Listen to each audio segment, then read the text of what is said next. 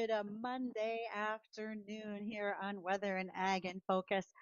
I'm not sure about anybody else, but I'm rather enjoying a slightly cooler temperature today.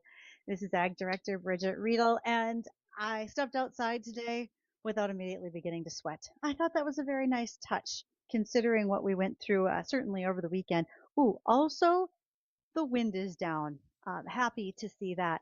I did have messages from some farmers with newly planted like pinto bean fields where they were seeing concerns about moving soils and they always are worried about erosion. So they were taking some measures yesterday in order to be safe about that. Speaking of the wind, western North Dakota certainly saw quite a bit last night. When you looked at the gusts that were happening. And this is coming to me from National Weather Service as well as NDON data and shared by those who have their own weather stations on their farm. We saw gusts in the Garrison, North Dakota area hitting 98 miles an hour. We were then very close to that with Pick City at 90. The Max, Gladstone, Zap, Taylor, and White Shield, North Dakota areas saw anywhere from 86 to 84 miles an hour. Even Dickinson clocked in at 82. So there was a lot going on yesterday, not just the sustained winds that we all noticed and felt, and Western North Dakota. Thankfully, most folks said there was some damage, right? We saw, just like last summer here in the eastern side of the state, we saw damage to empty grain bins. There are buildings that certainly saw roofs, siding, garage doors, etc. I had one example from a farmer, and he's near that Garrison area, had a 6x6 post in the ground for a corner post for a fence, and it was moved. So that's some force. Well, it also was more than just a couple of inches tamped into the ground, you might say. That risk for severe weather will continue. It's really been upgraded with chances for both tonight and into Tuesday. We also see some pieces happening on Wednesday as well. Today feels a little bit better outside. We're looking at about a 60% chance of rain, looking for a high of near 84 degrees. So far, about 2 hours ago when I was on my way to the post office, man, it felt like it was a great day. So we are looking forward to seeing where this weather brings us for the rest of the week. And okay, the rest of the week, we're going to see 90-degree temperatures tomorrow. Then that high on Wednesday, mid 80s, and then it's going to taper off through the weekend. What does the official softball league weather forecast look like? Well, let's hear what Dean has to say.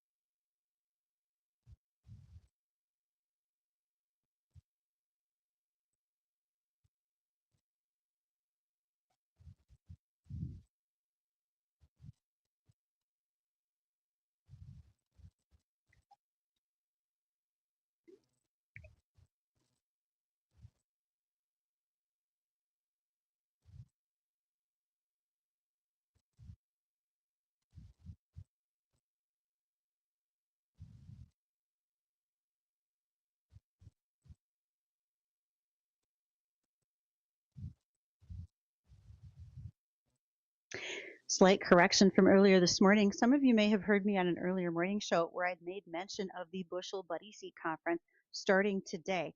That actually is going to be starting tomorrow, so I apologize for that. If you are still interested in attending, you would want to get to their website for registration.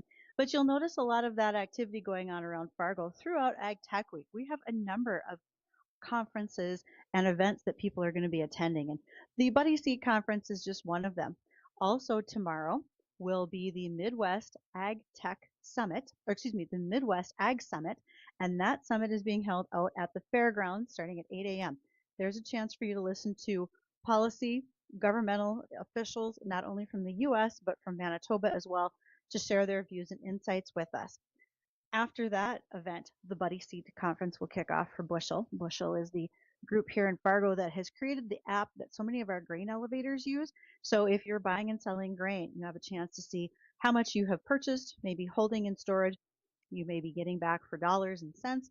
And also it has a Bushel wallet feature, which acts like a Venmo for farmers. Also tomorrow afternoon, out at the Crooked Lane Farm near Colfax, the National Science Foundation Ag Tech Engine is hosting an afternoon to visit with founders, startups, and farmers, and they'd love to see you attend. Now, it's going to be a little warmer tomorrow.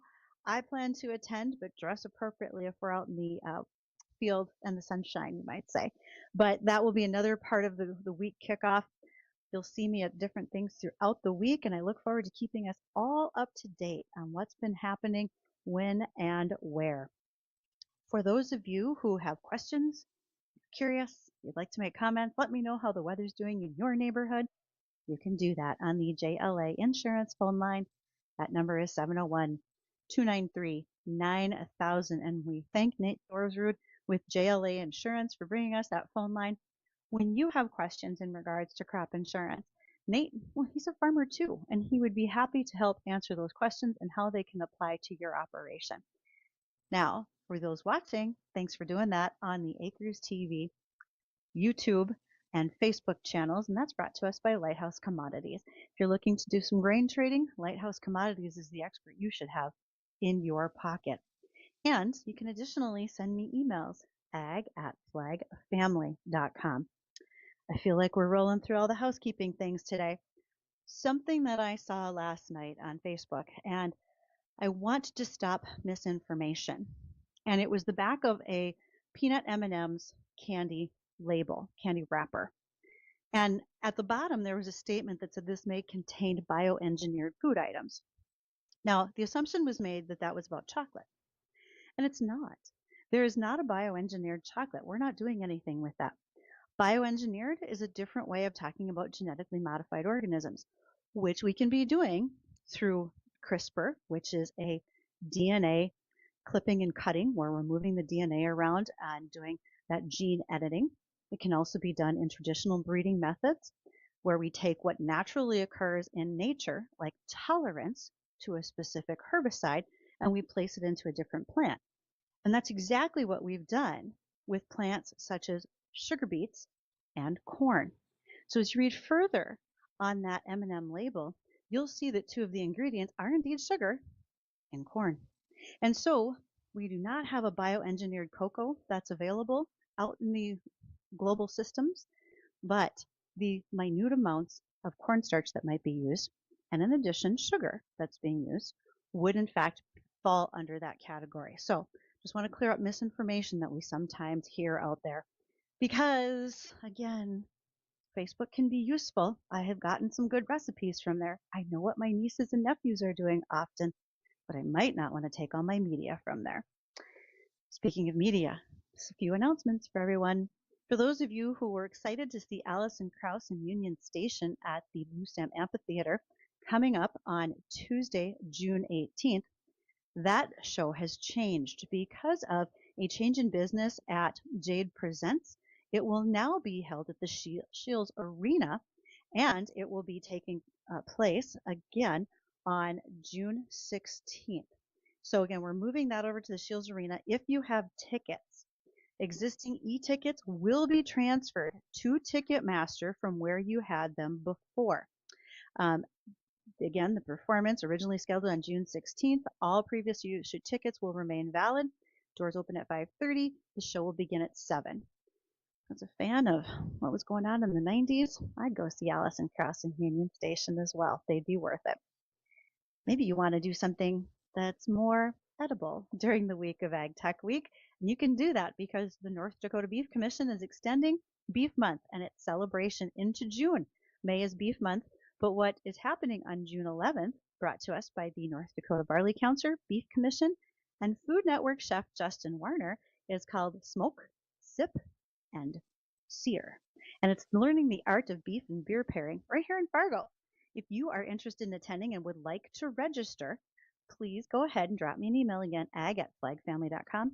I'll send you the link. And then lastly, Steffes Auctioneers wants you to know that they have a great retirement auction coming up. The Sealy Farms auction in Regan, North Dakota, that will be Wednesday, June 17th. Great lineup of late model John Deere equipment, hopper bins, trucks, probably pre-def, trailers, tillage equipment, and so much more. That auction goes live in person and online on June 17th at 9 a.m. If you want to see the lineup of equipment, you can go to steffesgroup.com. Well, that is just the start of all the things that we've got to cover today. And after we get the livestock market report from the American Ag Network, we are going to be joined by Austin Henderson. He is with Stockman's Livestock Exchange in Dickinson, North Dakota, and we're also going to talk about the World Championships that are coming up for livestock auctioneers. Stay tuned for all of that and more.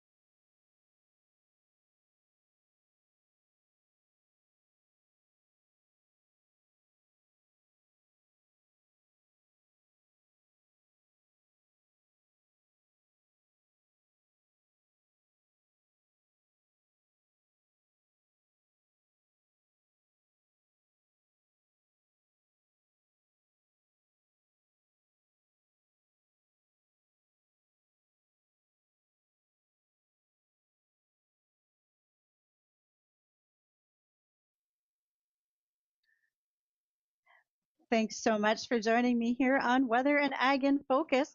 With last night's severe weather in parts of North Dakota, I think this announcement from Michigan State University Extension really makes sense. So often we have an exit plan. If we're at a meeting, someone says, hey, there's a fire escape over here, and this is how we get out. And think about what happens on an airplane when we're told where the exits are and how the center aisle will light up. But we don't have that for our own farms and homes oftentimes. Now, maybe you all have a better plan in a tornado situation than my mom did of giving us a box of Ritz crackers and an AM/FM radio and sending us to the basement to be out of the way. Maybe yours is a little bit better. And I think it should be, because if you think about what can happen in storms, last summer, so many of us went through the derecho in Cass County, and it was incredibly helpful to have 3 to 7 days worth of water and food available because we didn't have power. And so for many people, that was a struggle. You may not have gas on hand to get to places that can get you that food or water. Our local grocery store just 8 miles away was also out of power and didn't have generators. And so they lost a tremendous amount of product. You have to think about not only food and water for us, but for our livestock as well. If you have pets, dogs, chickens in the backyard, maybe a couple of calves and some sheep, making sure that all of them are well cared for during these storms is also of importance. Now, you'll often hear me say that Yellowstone is not a documentary, but it does have some points that can be made, especially on a most recent episode of Dutton Ranch where they talk about wildfires. Wildfires also need for you to have a plan. What will you take in case of emergency? Perhaps there's some sort of a checklist that you should have, or have this discussion with the family members and the employees who live at your operation. One thing that happens is we often have to cut fences to make sure that we can get out and get our livestock out in a timely fashion. And hopefully there's a place where we can regroup them. So if you have flooding, do you know where you should go to find high ground? So many of our farms, especially as we go north in the Red River Valley, we see diked farmsteads because of water rising rapidly. If that happens at your location, do you know where you need to go? One idea that I thought was extremely helpful, because in an emergency, we don't have lights that illuminate our way out of a situation like they do on aircraft. And that is taking reflective tape and putting it around the doors and windows, whether it's in your farm shop, a barn, or other buildings. Now, I know the farm that I grew up on very well, but in a situation in the dark and smoke and in the chaos that happens, would I be able to find the appropriate exit? I can't guarantee it. But could the reflective tape help give me a signal? I think that's a pretty good idea. So if that is something that you can be doing on your farm, keep that in mind, or even just in your home, because we do want people to be safe out there. We are awaiting the arrival of our guest, and again, that's Austin Henderson. He's with Stockman's Livestock Exchange out of Dickinson. We're going to be visiting with him today. As we talk about livestock, there are so many reasons why we want to be cautious when it comes to not just what's happening in our cropping systems and our cybersecurity with farming, but we have to think about what happens with our livestock. Animal activism, unfortunately, is very alive and well in North Dakota as well as in any other state. And because of that, we have to keep an eye out for some very unusual things. One is if you see drones on your property that you don't know where they belong. They don't look like they're just flying over a field. If they look like they are hovering over your animals, your herd, and making them nervous, that's a great concern. Who do those drones belong to? Are they taking pictures that are meant to be used against you negatively, even though you're doing nothing wrong with animal husbandry that you do on your operation? Side note, I have been told by experts who work in animal security against activists, they will tell you not to just randomly shoot down drones, because that can be perceived by the FAA as having shot down an aircraft. Big fines go along with that. But you can report them.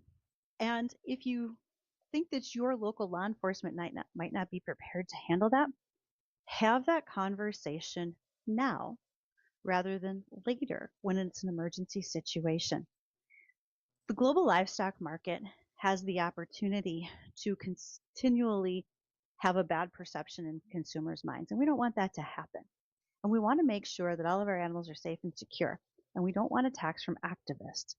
We certainly don't want the possibility of disease being spread amongst our livestock, whether it be foot and mouth disease, whether it would be with PRRS, which is a respiratory disease in hogs. Those are things that when you talk to biosecurity specialists, they have concerns about. And as of late, there has been a true increase in nationalists from other countries who are now treading onto research farms at our universities or with some of our ag companies who are in the production of seed or chemistries. And they're trying to take genetic material, live plants, and so forth. In the last 10 years, those types of terrorist attacks, if you will, or theft have increased tremendously. And so that material does, in fact, have an effect on our national security because food security is indeed our national security. Well, we've been talking a bunch about livestock, and that means we're going to lead into visiting with our guest today, and that is Austin Henderson. He is with Stockman's Livestock Exchange in Dickinson, North Dakota. Austin, how are you?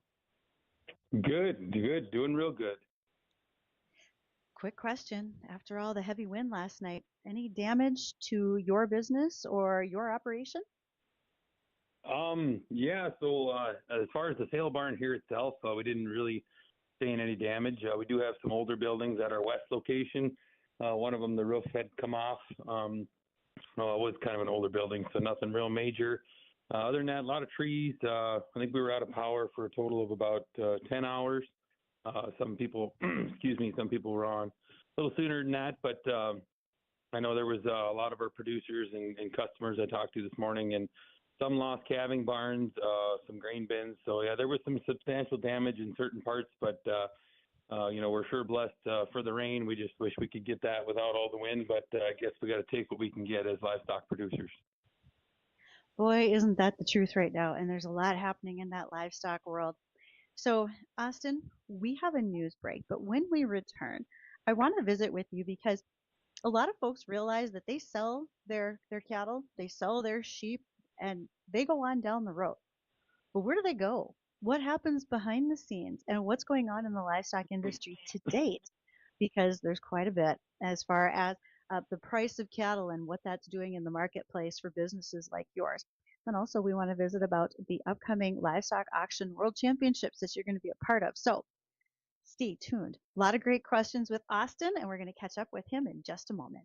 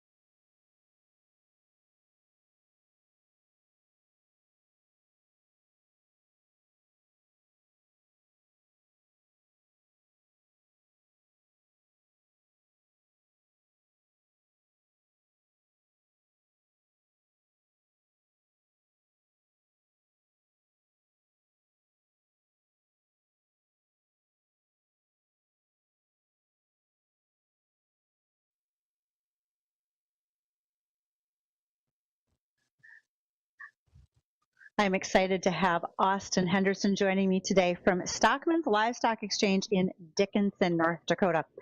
Okay, Austin, as a farm kid growing up, I knew what happened when we loaded up a trailer full of cattle and we hauled them into the sale barn locally at Wysocki. But not everybody else does. So, what's the process? We're unloading at the sale barn, it's time to sell. Who gets involved? How do they Yeah, get involved? What does it mean when we have cattle buyers? Give us some background. I tell you what, selling cattle it's been a family thing for a long time. A lot of our producers, so I guess kind of backing up a little bit. So we're a livestock auction facility. You load your cattle, you bring them to us. They unload them here. And they will go through. We'll check them in. What we call check them in. You'll get a slip stating how many cattle you brought in and what you brought in based on size or sex or whatever. And then the brand inspectors will go through and they'll put eyes on each and every one of them. Look at all 6 locations on the critter. That would be the shoulder, rib, and hip, both sides. Checking for brands. If they don't carry your brand, they're looking for cattle that possibly were strays or maybe stolen and whatnot. So our brand inspectors from the North Dakota Stockman Association work hard doing that. After that, that's pretty much where my crew takes over here at the livestock auction. So they'll go down, they'll get put in a pen, have feed and water. So our sale day is Thursday. Typically, if they come to us on a Wednesday, they'll stand at a pen of feed and water. Thursday morning, when we get ready to start the sale, we have about 3 or 4 different alleyways that we sort cattle in, and we sort them for size, uniformity, obviously for sex, steers and heifers, and then we try to make as nice a groups as we can and run them through the ring. When you talk about cattle buyers, so they're trying to buy nice uniform sets of cattle and put them together so they can make enough for semi-load and send them to a growing yard, whether it be in South Dakota, Minnesota, Eastern North Dakota, Nebraska. We send cattle all the way to Texas. So, and when they come through the ring, they get weighed. Our ring is actually a scale, so it's a ring scale. It'll show the total weight, total gross weight, the average weight, and then it's my job as the auctioneer to know what the cattle are worth and to move the sale in a timely manner. So once the cattle come in, my clerk will weigh the cattle, and I, as the auctioneer, will start the cattle at a price that I think is fair for everybody to start at. And if anybody's ever been to a traditional auction, we just go up from there and they sell to the highest bidder. Once they are sold, they go out the door. We have I think there's about 250, 270 pens, and they get put into various pens depending on where the buyer wants them and how he wants to pen them in uniform groups. Once the sale is complete, the buyers, pay for the cattle. They get their invoices and their brand inspections, and then the trucks come and pick them up and take them on to their next destination. So, I just I summarized it real quick for you. There's a lot more that goes on sale day. A lot of communication. All of our yard guys all carry 2-way radios. Communication is real key because you can sure slow things down in a big hurry if people aren't talking and cattle are getting mixed up and whatnot. So there's definitely a lot of moving parts to this, but I tell you what, the sale barn we bought here, we've owned it for about 3.5 years now. It was a great well-oiled machine when we bought it. We've changed a few things, upgraded a few things, and I tell you what, when all the gears are doing their job, it makes this thing run real smooth. One thing that folks don't always realize, and even if you farm but you don't have livestock, I've had this question. So you just drop your cattle off the day before the sale, but what happens to them while they're there? And I think you made a great point of saying they have feed and water, and they're taking care of it as if it's hot or cold. They don't just wait for 24 or 36 hours with nothing being done to them. No, and that there's a big misconception there, and I can't speak for all facilities, but I know most all the ones that I deal with in a tri-state area here. If it's cold out, we put bedding down, whether it be straw or corn stalks. We have I can't tell you how many water tanks we have here, probably a couple hundred.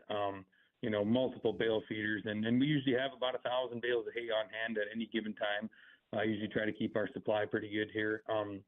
So when your cattle are dropped off here, they're taken care of as if they were be our own. I mean, we work hard for our producers, and we want them to keep coming back, and we don't want them just to come back next year, the year after that. We want them to come back for generations. We want to be the one that sold for grandpa and sold for dad, and now selling for the son and maybe the grandson.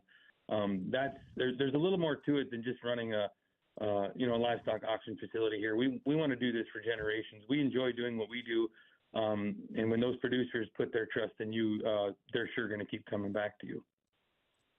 Austin, have you noticed with an uptick in beef prices that you've been moving more head, or are you staying plateaued because folks are trying to hold back some replacement heifers or some calf crop so that they can continue to grow their herd? Have you noticed any trends through your operation? So from, I'd say, 2024 to 2025, we did see a slight increase in the number of cattle we sold. I don't think that was I should say this. Let me back up a little bit. The biggest reason we saw an increase is I think we're starting to deal with a lot more new customers. We picked up a lot of newer customers from the east of us, from the north and the west. So I'd say, by that number going up in the last year was maybe not a complete accurate reading as far as more cattle moving, but, just us picking up some new customers. As far as, cattle in the state of North Dakota, I just read something here the other day, and I know we're at all-time record lows of cattle in the United States, but one surprising thing is that North Dakota is actually not. Our cow numbers, our beef cow numbers are actually a slight percent higher than they were the year previous. And I think that is because more people are trying to keep replacement heifers back. I know earlier in the fall, October, November, December, when we were selling calves off the cow, we did see a few more replacement heifers come into town just because, we are at record all-time prices here. And I think people are, they want to cash in and they want to pay down some debt. Farm debt is a big deal. And I think, there was a lot of it out there. So I think there's a lot of guys selling some replacement heifers and capitalizing on that. And we've seen those producers come back to town after the first, 2 months of the year and start buying back some cows. A couple things there. You get a calf right away. And I think that's one thing that people forget. You're giving up maybe some of your genetics that you had worked a long time to build, but, in the other token, you get a calf that first year, and that's huge.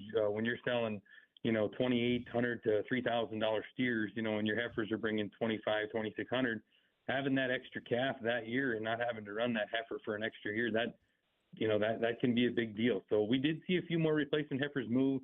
A lot of them did get bought by, guys that'll buy them and breed them and bring them back. So I don't want to say they necessarily went out of the country, stayed local here, Western North Dakota, but maybe just changed hands from producer to a backgrounder. If I'm someone new, we're just walking in to your livestock auction on Thursday, which is sale day, and I just put my hand in the air to buy, shouldn't I have verified something in advance of that? What are the steps I have to do to get my bidding number to prove that I can pay for these animals, particularly when we're at a high point in beef prices? So you're kind of in a tough spot there. So, we have people that come in all the time and we don't really have them get a buyer number at the office window. We encourage people that if you are a new buyer, go to the office, let's get your address, your phone number, and some info from you. But typically, we don't really require any of that. And actually, we can't require that for you to be able to bid on cattle. I don't think it's.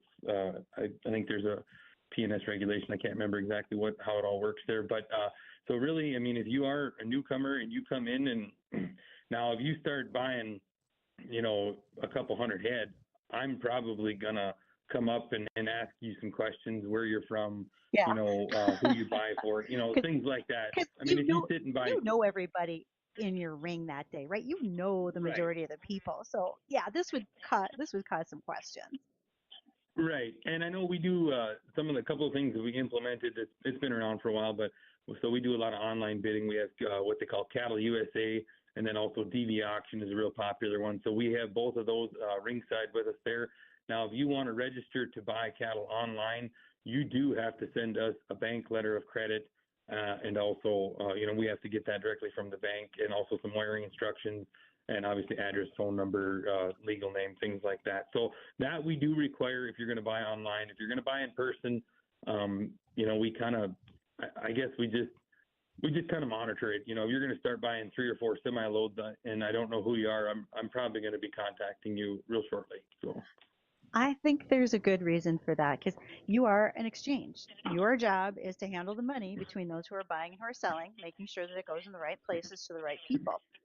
And you mentioned Right. earlier that you've got stockmen, excuse me, you've got brand inspectors in there checking because you don't want to be handling stolen cattle. Do you think there's been an Right. increase in rustling as well as of late because of cattle prices? I don't. That's just Good. that is not something we deal with out here a lot. Everybody's pretty good about branding all their cattle, so it would make things real difficult. I know I did hear of a couple things. Baby calves when they were born. I heard some people say that they figured there was a couple missing, whether they're laying next to the ditch, and somebody comes by and snatches them up or whatever. But there it's tough for, they bring me a baby calf. I don't really, if it doesn't have a brand, my hands are kind of tied. I don't know if Right. it come from, 100 miles away or if it came from, the guy next door. One thing I wanted to mention, you talked about, being a livestock exchange. So one thing is that when you consign your cattle here and once they're sold, when you get the check, as soon as your cattle go through the ring, you can walk down to the office in probably about 15 or 20 minutes as soon as the girls are done processing everything, and you're going to get a check, and it's going to be good. You can take that check from here, you can drive across the street and take it to the bank, and it's going to be good, guaranteed. That's one strict rule we have to follow from P&S, which for those of you who don't know what P&S is, it's Packers and Stockyards. They're the ones that kind of, from the USDA, that oversee livestock auction markets and feedlots and various other things. But that is one thing that when you sell your cattle at an auction market, when you leave here with your check, it is good. You take it to the bank, and it's you don't have to worry about somebody that come in your yard and bought 10 cows from you and then wrote you a check, and then those cows are down the road, and you take the check to the bank 2 days later, and pretty soon it's no good. So that's one real good peace of mind people have selling their cattle at a livestock auction market. Austin, I'm afraid I only have a couple minutes left, but you are going to be in the World Livestock Auction Championships coming up in St. Ange, South Dakota very soon. What are the categories you compete in? Is it just about your chant, your volume? What happens? So a couple different things. 75% of your score is based off of your auction chant. They cover things like speed, accuracy, expedition of sale. So just kind of your all-around auctioneering skills. Then the other 25% will be an interview. So it's going to be me and 30 other auctioneers. So they take 30 of the best auctioneers from U.S., and then they take the international championships from Canada. So, and that contest is going to be on Saturday, June 20th at St. Ange. I think they're going to have a YouTube live channel. So if anybody wants to watch, you're sure more than welcome. So it's going to be a lot of fun. That would be excellent. Is this your first time in the championships? Yes, this is my rookie year. So I'll be going up 30 of some of the best auctioneers from New York to California to Florida to Canada. So I'm in all over the world, and you meet a lot of great people, a lot of good contacts, do a lot of business with people afterwards. So it's just, like I said, all around a really good time. And how many years have you been an auctioneer? I've been an auctioneer for about 7 years. I started, yeah, I think it's right at 7 years now. Started selling some small farm sales and slowly moved into selling cattle. I first started over at Harried Livestock Auction. Then I started selling in Napoleon as well, also rugby. Started selling at Stockman's, and then it came up for sale, and we just pursued that right away. And here we are. Awesome. Good luck in the championships on the 20th. That actually sounds like a lot of fun to turn into that live stream and watch it going on. So, more importantly, thanks for taking the time out of your busy day on a Monday after a storm to visit with us a little bit about what happens in the background when we sell livestock.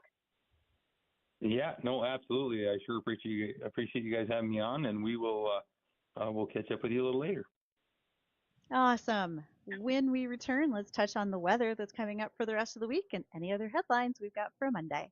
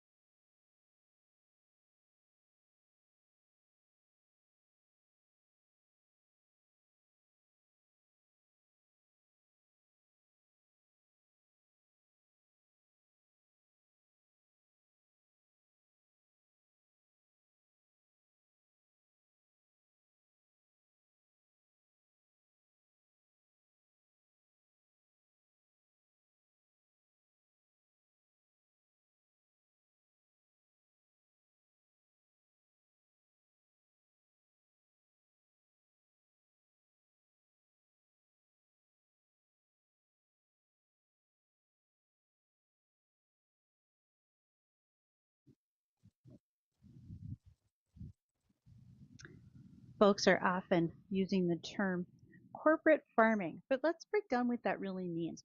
When you think of corporate farming, you would often conjure up the notion of someone like Walmart owning an actual farm where that production goes strictly into their supply chain for their stores. And that could be the case when some think about it with any major corporations. Corporations are not allowed to own farms in many, many cases. So, in fact, when you think about the corporate farming laws across multiple states, according to the National Ag Law Center, 25 states have statutes preventing or limiting corporate ownership of farmland. And most are a part of a foreign ownership law as well. Some of the states include certainly North Dakota, South Dakota, as well as Minnesota, right in our region. Now, there has been some legislation introduced. It's an earlier version of the Farmland for Farmers Act that was in the Senate in 2023. It was referred to the Ag Committee but received no further action. This 2026 version of the legislation is updated, and it's talking about using new data surrounding farmland values and corporate ownership, but really the legislative text still remains the same. And let's go back to that definition of corporate ownership. There's very little of that truly happens. Because the Farmland for Farmers Act would restrict landowners' options for selling or leasing their land, there's a lot of criticism of that legislation in 2023. It cited property rights, governmental overreach, and concerns about affecting farmland value. So the groups that have been involved in the past have not yet responded to the 2026 bill, and we will see what that continues to look like as we move through the legislative process. Other tidbits of information going on. CHS, who is the nation's largest ag cooperative, is closing 3 grain elevators in southeastern Minnesota later this year. Kaysen, Ostrander, and Wyckoff. And I apologize if I got any of those wrong. I'm not from southeast Minnesota. But they will close those 3 elevators following this fall's harvest. They are facilities that handle the grain right off the combine, but they have to move it back into the marketplace later in the year. So it has lost its opportunity to be economical for CHS and really is not providing the best value to grower owners, according to CHS's press release.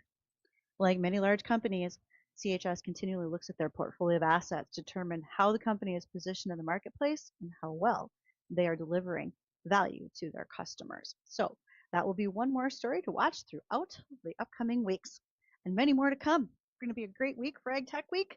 Stick with me. Make sure you call in with any questions and stay tuned for the Jay Thomas Show coming up next.